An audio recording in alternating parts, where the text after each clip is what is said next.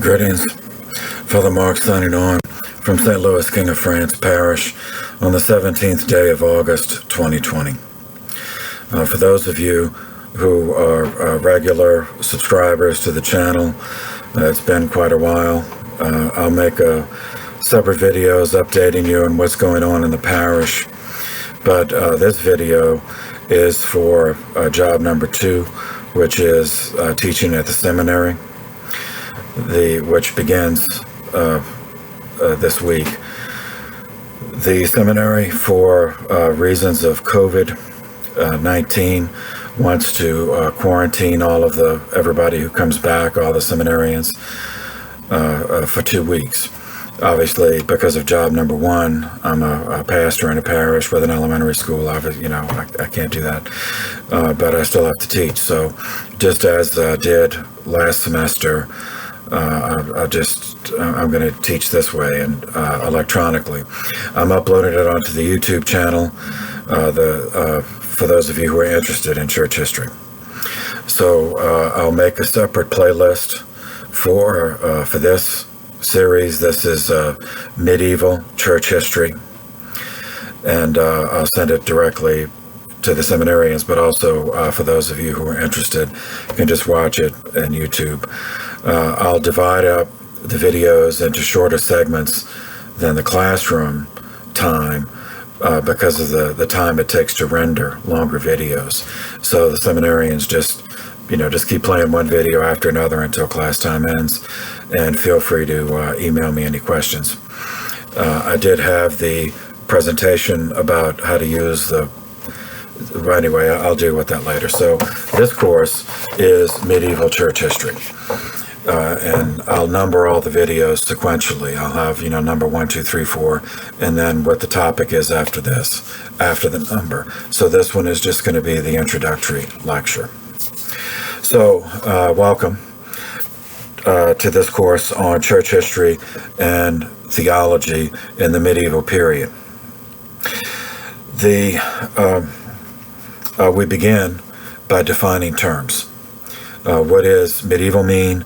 And what is the Middle Age, Middle Ages, what does that mean? So the term medieval is a contraction of 2 Latin words, medium aevum, which just means Middle Age.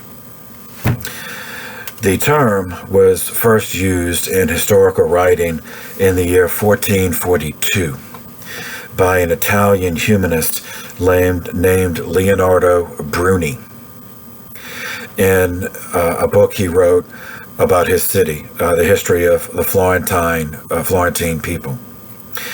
In his historical summary of the city, Bruni divided time up to his life into 3 periods. First was the classical period, or ancient history, that corresponded to pre-Christian Greece and Rome, a time that Bruni regarded as a pinnacle of human development. More importantly, for the humanist agenda, which was the secular agenda, this was a time before the birth of Christ, before the creation of the church. So this reflects an anti-religious, an anti-Catholic, an anti-clerical bias. And this is essential in understanding, this bias is essential in understanding the negative characterization of the Middle Ages, of the medieval period, that has dominated so much academic writing about the time. The Dark Ages, the bleak time, and while there certainly was that, but every age has some of that, the hunger and warfare and disease and famine, and that was not absent from the medieval period. But as we'll see, it is inaccurate to just dismiss it all as a time of immiseration and ignorance. As we'll see, that it is the time period contained production of exquisite works of art, monumental architecture, literature, poetry, music. So it was a time of high cultural attainments. Even though, from our perspective, the technology was very primitive, medical care, education, all those things, of course, were more primitive. But it certainly was not a time of universal darkness. Okay, so the first period was the classical. So Bruni then, what he called the Middle Age, or the Medium Avum, the medieval period, as he called it, was the time between the development of the Catholic Church and Bruni's own time. So he identified that as the reign of Constantine, who legalized Christianity, as we'll see in the summary in a minute, in 313, up until Bruni's own time in the 1400s. So essentially 1,000 years, 1,100 years. In Bruni's own time was what they characterize, it's called the Renaissance. It's from the word, it just means rebirth. A rebirth in the sense of discovery and copying and circulating texts that were found from the pre-Christian period. So in Bruni's estimation, the time between the classical period he admired and his own time was an age of faith. And he, as a person without faith, regarded an age of faith as a time of ignorance. And he blamed the church for having stunted the human spirit and intellect. And of course, that's not our view, as we'll see, but the term stuck, because the secular academia follows that Renaissance humanist agenda, typically, and regards religion, especially the Catholic Church, in a uniformly negative way, which is not fair, not based in reality, but still, it exists. So Bruni's own time, the Novum Avum, the New Age, as he called it, was one in which Italian humanist scholars with a secular attitude were researching and publishing rediscovered texts of the pre-Christian Greek and Roman writers. Bruni regarded this as glorious, as pivotal in pushing the West out of away from the downward pressure of clerical domination, as he characterized it, and into the Enlightenment.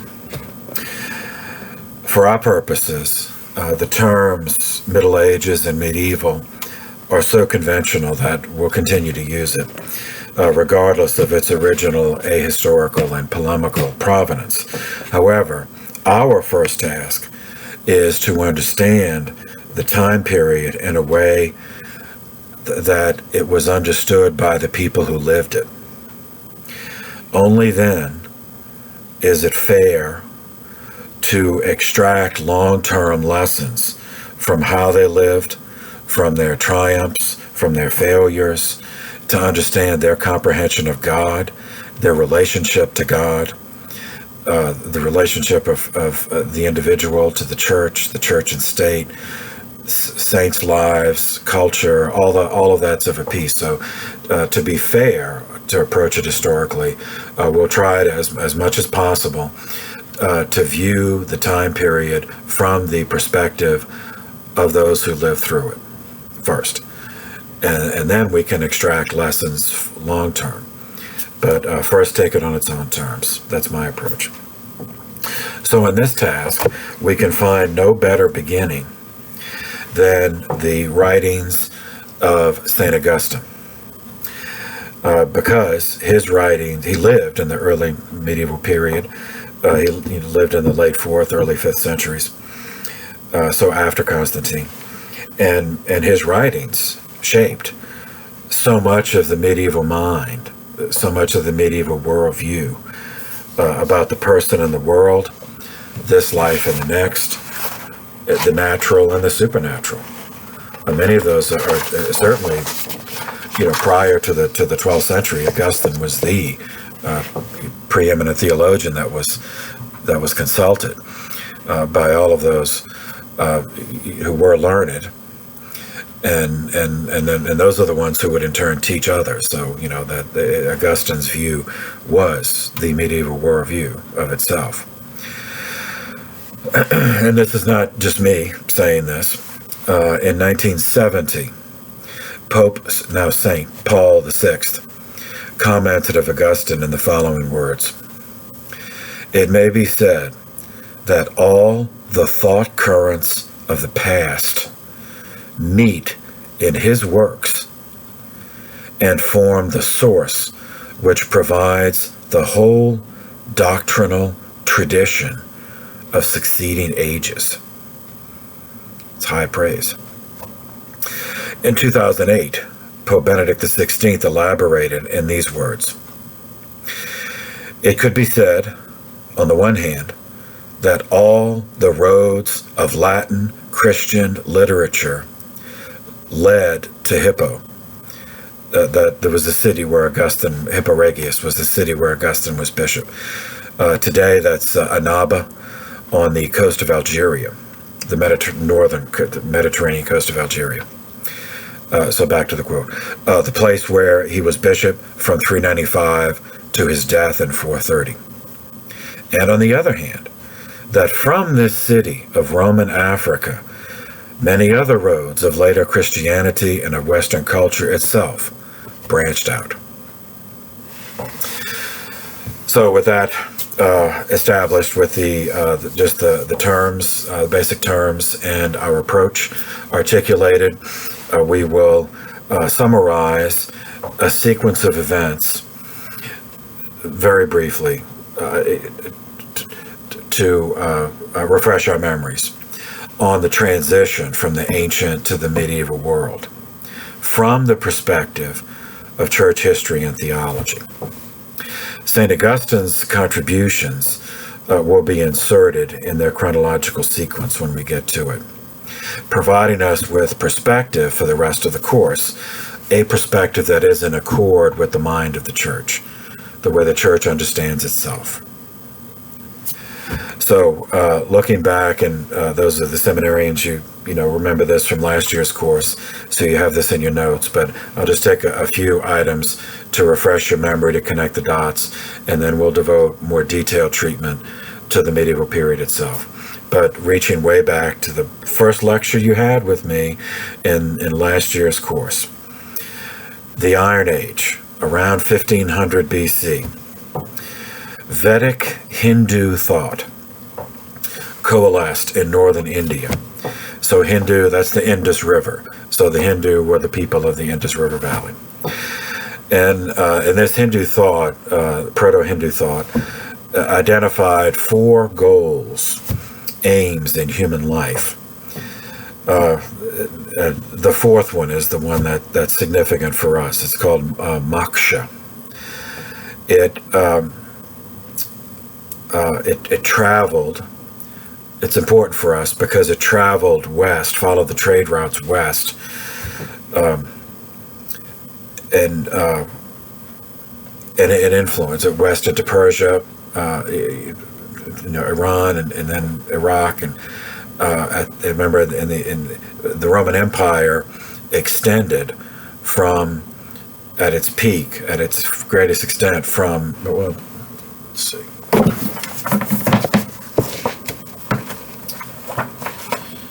All right, I don't know if this is gonna really come out that well on the, but at its greatest extent, the Roman Empire extended from England. Now the Romans never got all of the islands, so they did not get Great Britain. So they tried a few times to get into Scotland. It never worked out for them, and Ireland also they never conquered. But so it corresponds to present-day England. So from England all the way over to Iraq. That was the extent of the Roman Empire, around the circumference of the Mediterranean.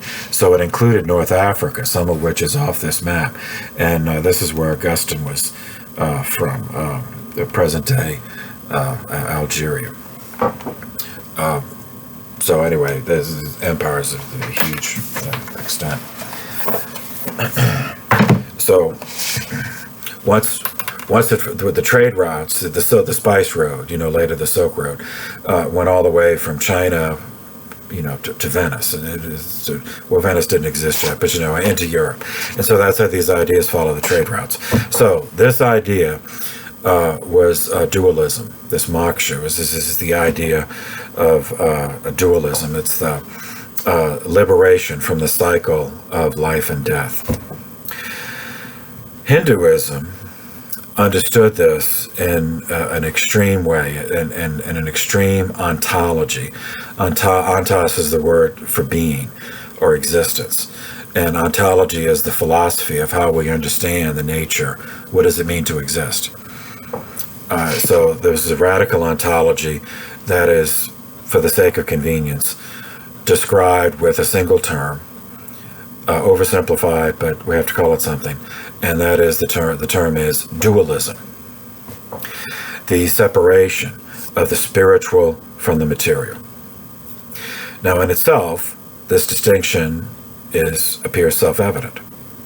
But in Hindu tradition, this concept was the foundation for an entire belief system of extraordinary complexity, such that since the material world is a place of suffering, illness, death, it was regarded as inherently evil. Therefore, the goal of existence is to escape to the spiritual world.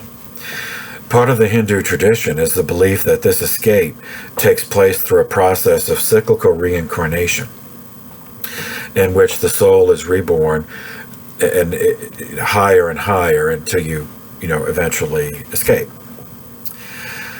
This concept of dualism followed the trade routes west into Persia. So Persia, that's present-day Iran, as well as the countries on today's maps that have the suffix stan, S-T-A-N. So that's stan, like Afghanistan. That's stan, that's a Persian term that means place of.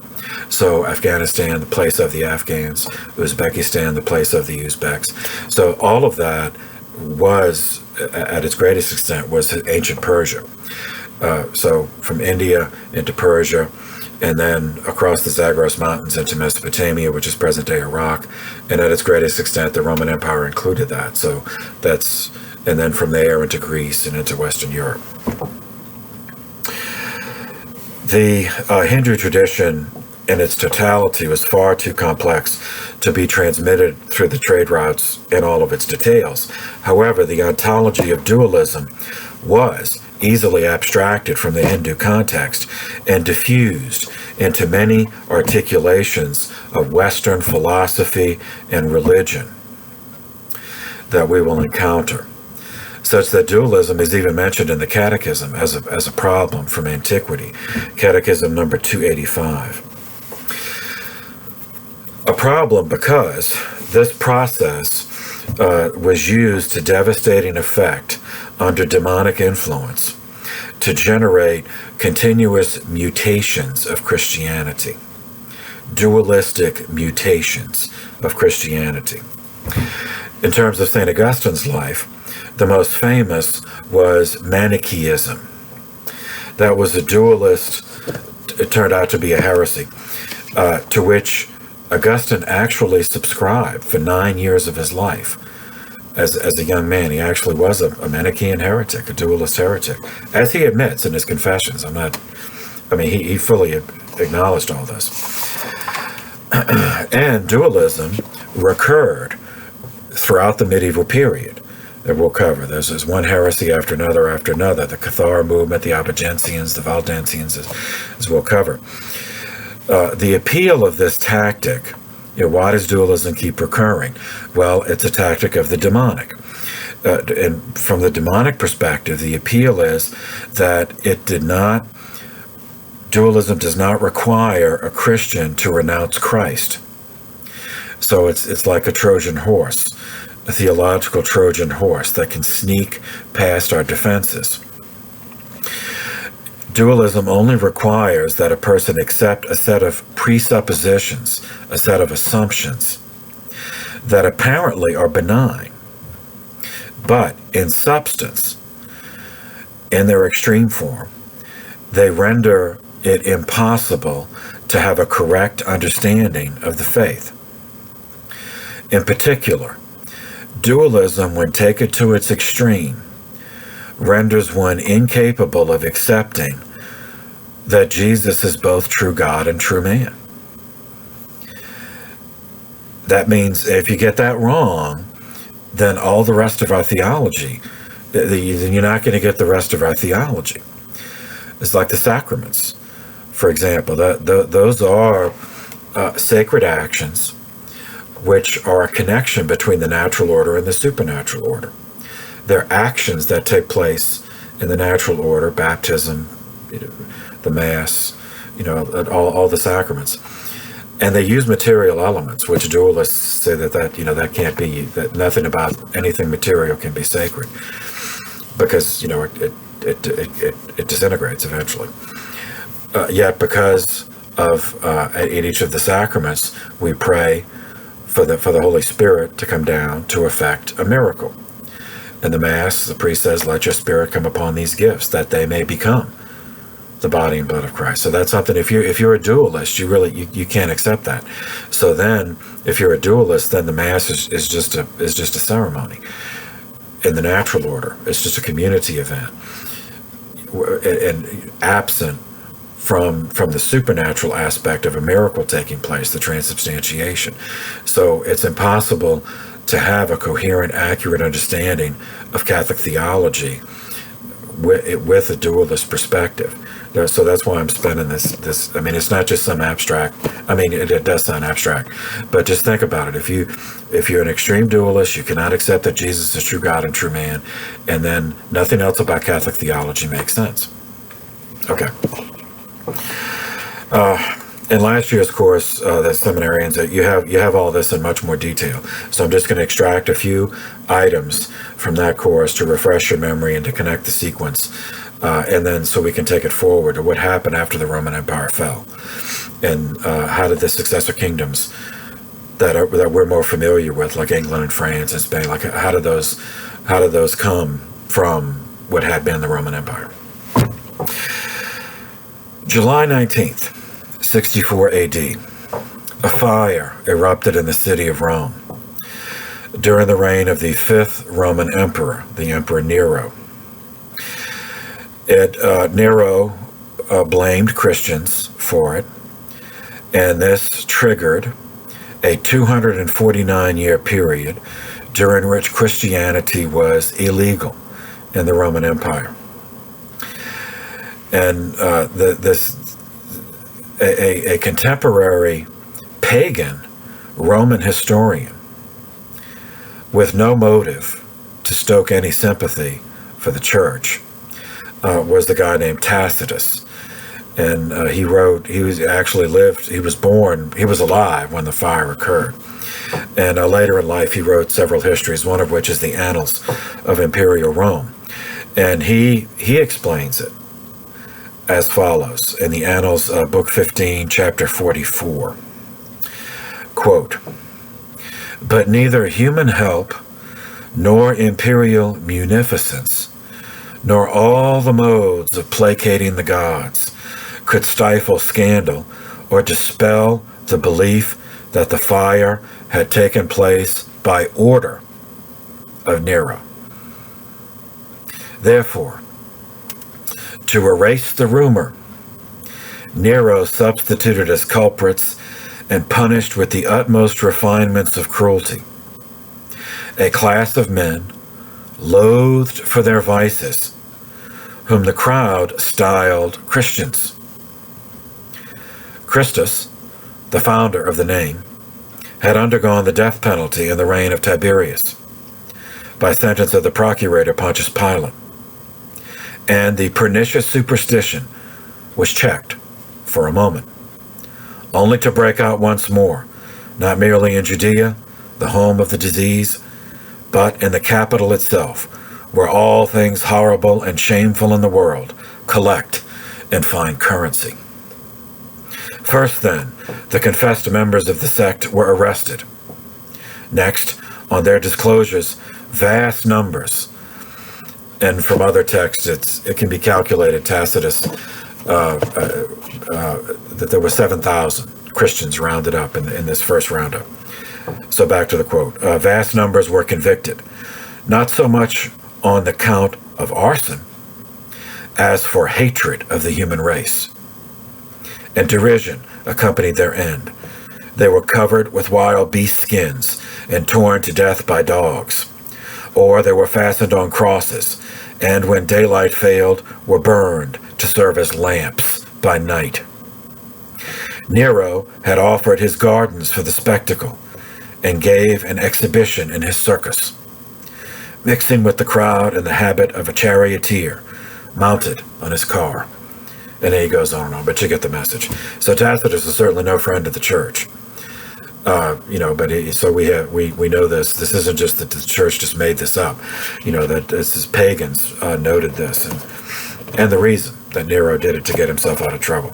Anyway, during this period, when Christianity was illegal in the empire, we accelerate forward to the year 271 A.D.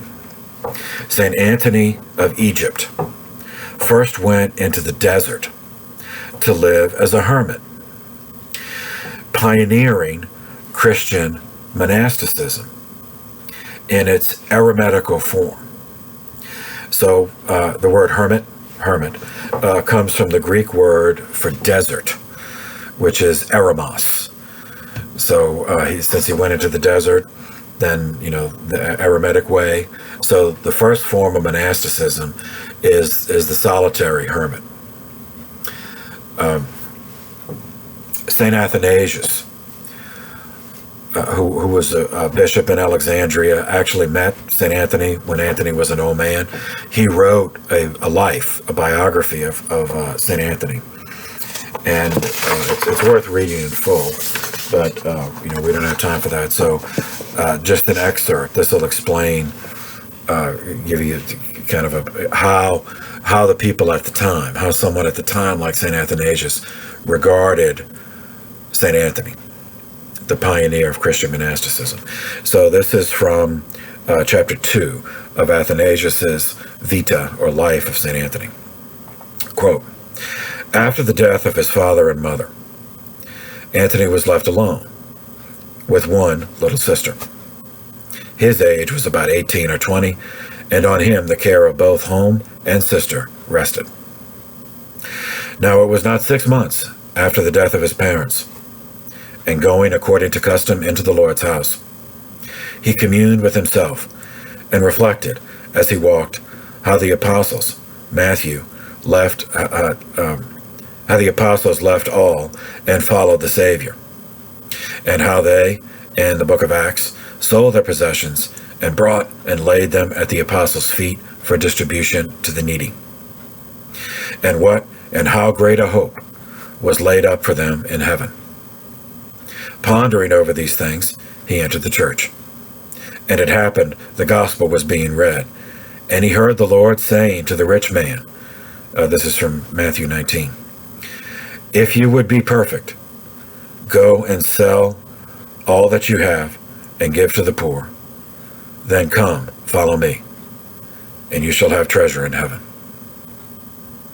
Anthony, as though God had put him in mind of the saints, and the passage had been read on his account, went out immediately from the church and gave the possessions of his forefathers to the villagers.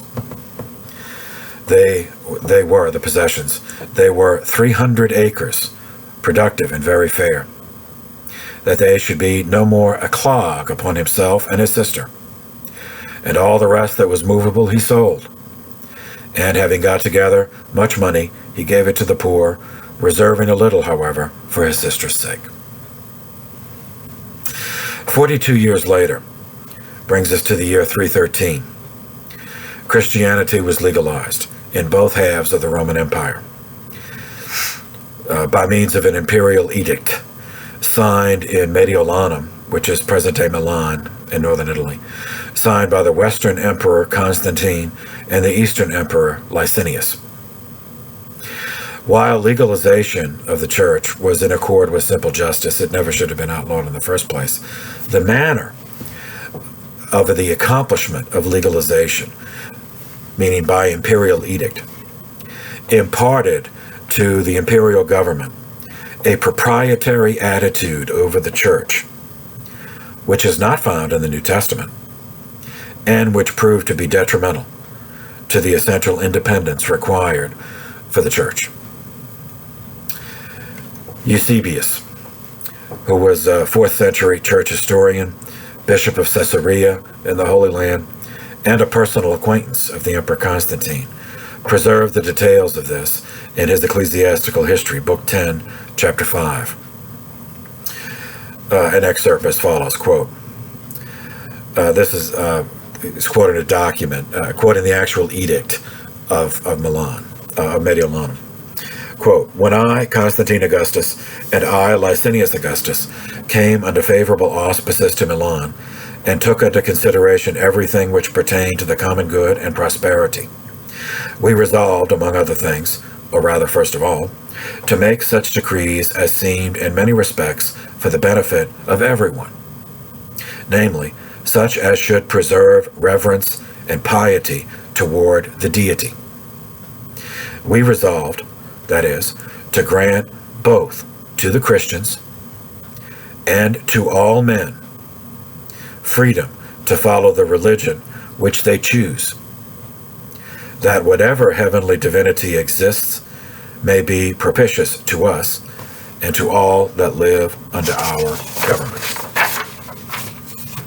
We have therefore determined, with sound and upright purpose, that liberty is to be denied to no one, to choose and to follow the religious observances of the Christians, but that to each one freedom is to be given to devote his mind to that religion which he may think adapted to himself, in order that the deity may exhibit to us in all things his accustomed care and favor. So this is, in modern terms, a declaration of religious liberty, religious freedom, freedom of conscience. 5 years later, since legalization of the faith would naturally facilitate its propagation, satanic attack commenced. It was inevitable, making use of the ancient tool of dualism. This version of dualism is called Arianism, named for a guy, Arius. He was a misguided Egyptian cleric who asserted, so is Jesus true God or true man? Or is he both? Well, Arius, he had the solution. He said Jesus is neither God nor man. Instead, he regarded Jesus as the first created entity. Created, therefore not divine, but also not human, because through Jesus, the rest of the material creation took place. So here we encounter an example of a warning given by Jesus in the Gospel of John, chapter 8, verse 44, about the devil, that the devil is a liar and the father of lies. St. Athanasius, the same guy we mentioned wrote the biography of St. Anthony, preserves the details about Arius as follows. And this is in a work titled The Deposition of Arius. And this is an excerpt from sections 2 and 3. Quote, now those who became apostates are these. He mentions Arius and then a whole list of others I won't repeat. And the novelties they have invented and put forth, contrary to the scriptures, are as follows.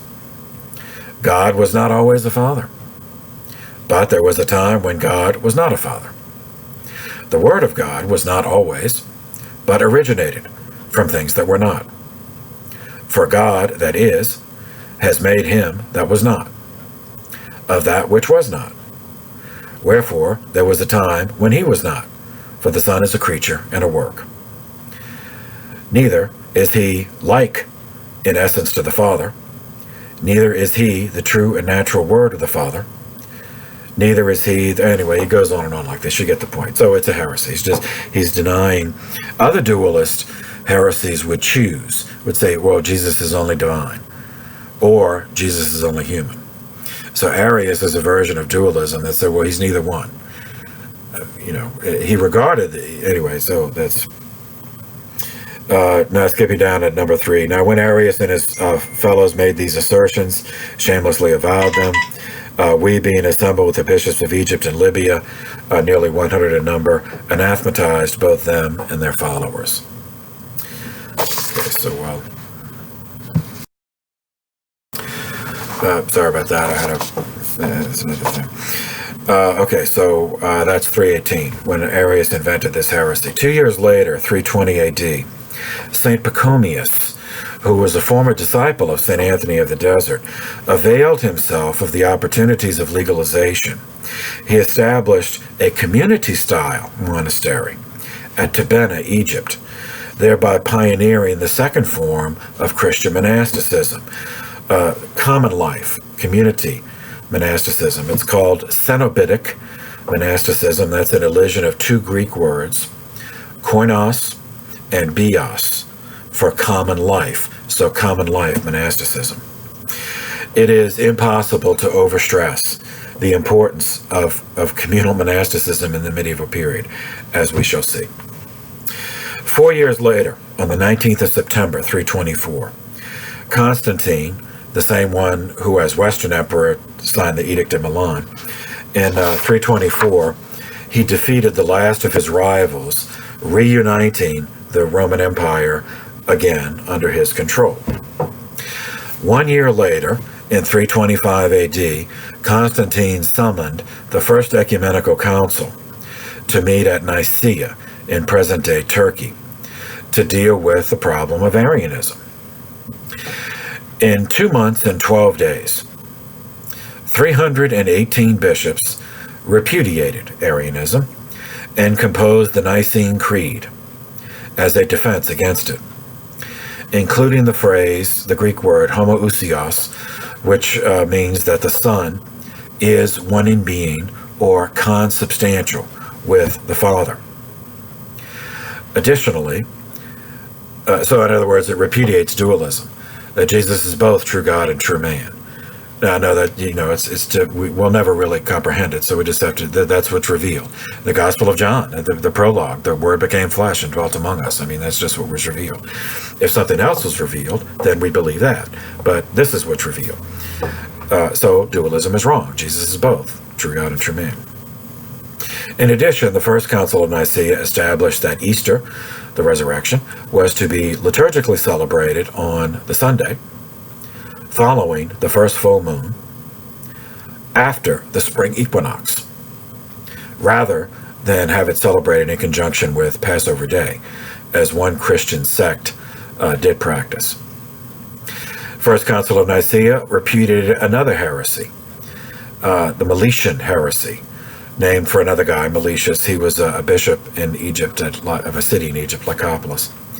He denied communion to those who had abandoned the faith during the persecutions, but they later repented and wanted to receive communion. He denied them communion, as he argued that act is apostasy, and he believed that apostasy was an unforgivable sin. So Nicaea condemned that idea that there's an unforgivable sin. Further, Nicaea, the first Nicaea, generated 20 canons. So the Latin word canon is for a ruler, so it's just like a measuring stick. And so then, idiomatically, a canon is a rule. So this is the 20 canons. It produced 20 canons, or ecclesiastical rules, which served as the foundation upon which canon law was constructed. While First Nicaea arrived at the correct decisions theologically, because it was under the guidance of the Holy Spirit, the manner of its summoning by the secular authority of the emperor was a baneful portent of future church-state disputes, as we shall see. This satanic attack made use of pride rather than dualism. It worked 11 centuries earlier in the Holy Land, when King Saul surrendered to the temptation to offer sacrifices himself rather than wait for Samuel. Such dividing of temporal and spiritual by means of jealousy and pride is a favorite and devastatingly effective tactic of the demonic against the church. And you can read that episode in the first book of Samuel, chapter 13. So, 29 years after the First Council of Nicaea, St. Augustine was born. So we'll pause here because, for the sake of the time it takes to render, and then the next video we'll pick up with that, with St. Augustine's birth. So for the moment, thank you for your attention. This session is adjourned.